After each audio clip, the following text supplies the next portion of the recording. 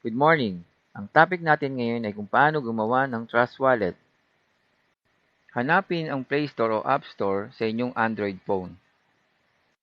Hanapin ang Trust Wallet sa Play Store o App Store sa inyong Android phone. I-click mo ang install para mag-download sa phone mo. Pagkatapos mong ma-download, i-click mo ang open. I-click mo ang create a new wallet. Lagyan ng check ang maliit na box. Pagka-check mo sa box, i-click mo ang continue.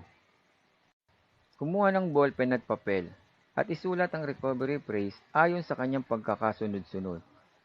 Yan ay magmula 1 hanggang 12. Pagkatapos, i-click mo ang continue. I-click mo ang recovery phrase isa-isa ayon sa kanyang pagkakasunod-sunod magmula 1 hanggang 12.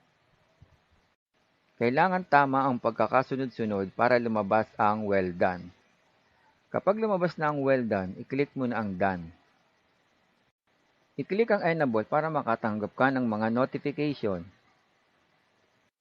Your wallet was successfully created.